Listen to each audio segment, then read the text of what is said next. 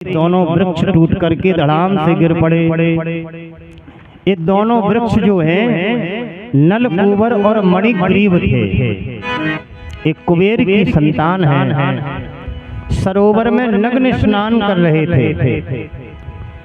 श्री नारद जी वहां से निकले तो नारद जी को देख करके हंसते रह गए। इन्होंने वस्त्र नहीं पहने। नारद जी को बड़ा गुस्सा आया। जल में कभी भी नग्न स्नान नहीं करना चाहिए। शरीर पर कोई ना कोई वस्त्र होना चाहिए, क्योंकि इससे जल देवता का अपमान होता है। नारद जी ने श्राप दे दिया कि नग्न होने की बड़ी इच्छा हो रही है तो जाओ, तुम सदा सर्वदा के लिए नग्न ही रहोगे, इसलिए तुम वृक्ष बन जाओ। अब दोनों की आंखें खुली, दौड़ते हुए आए, चरणों में गिर गए नारद जी के। नारद जी बोले चलो, अब श्राप दे दिया तो वो वापिस तो नहीं होगा, तुम वृक्ष तो बनोगे लेकिन नंद बाबा के आंगन के वृक्ष बनोगे। द्वापर के अंत में जब भगवान अवतार लेंगे उस समय भगवान कृष्ण का स्पर्श होगा, तुम्हारा उद्धार हो जाएगा। आज दोनों देवता भगवान की स्तुति करने लगे। वाणी गुणानुकथुने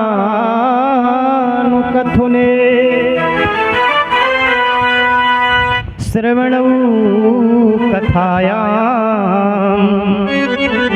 हस्तौ च कर्मसु मनस्तव पादयोर्नः स्मृत्यां शिरस्तव निवास जगत् प्रणामे दृष्टिः सतां दर्शनेस्तु भवत्तनूना।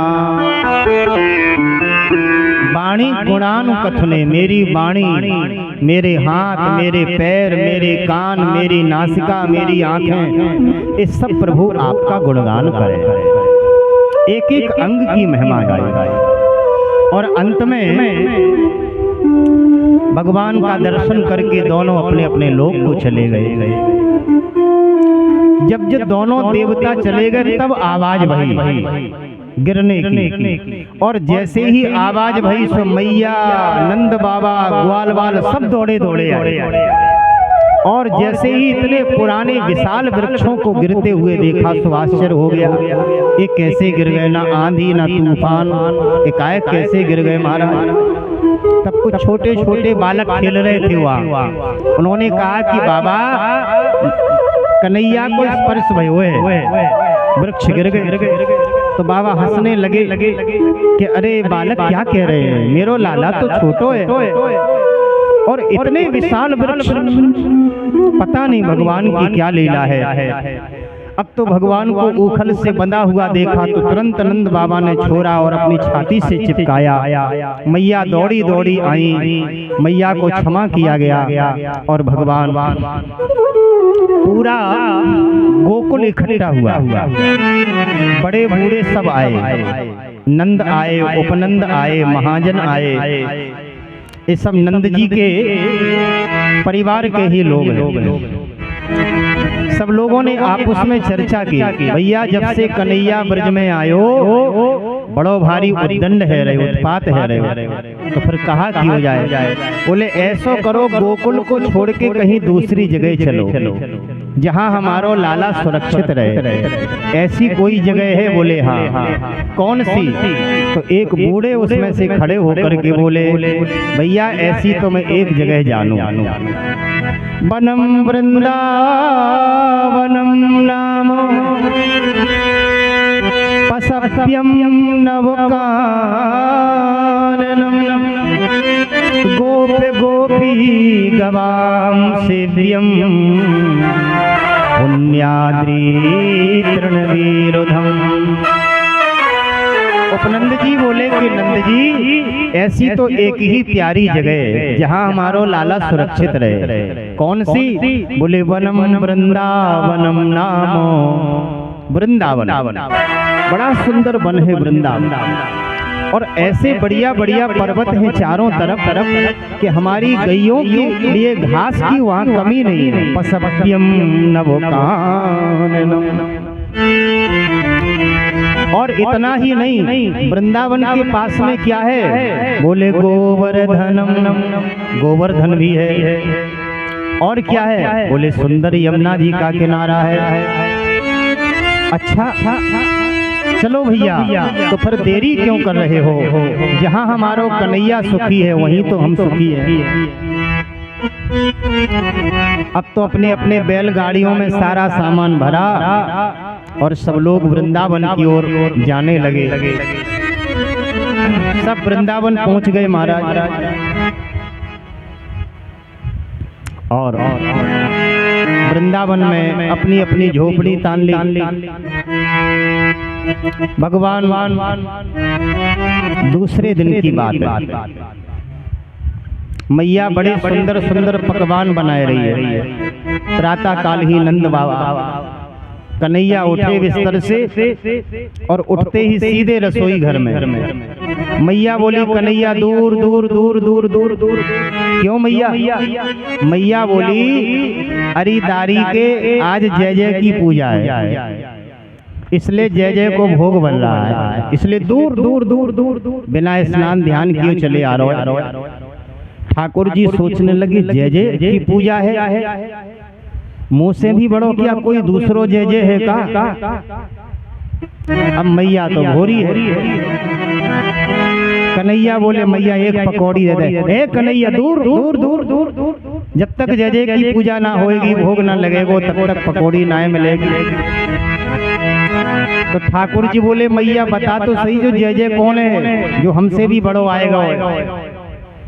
मैया बोली ऐसो कर, अथाई में नंद बाबा बैठे, वही के पास जा, पूछ ले बाबा से।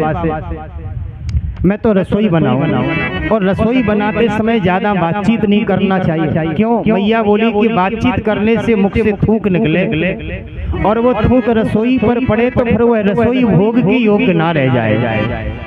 इसलिए पुराने जमाने में हमारी माताएं जिस समय रसोई बनाती थी तो पूजा के लिए अगर घर में कोई वस्तु बन रही है तो मुख पर कपड़ा लगा लिया जाता था, जिससे मुख से बात करते समय थूक न निकले और रसोई अपवित्र ना हो।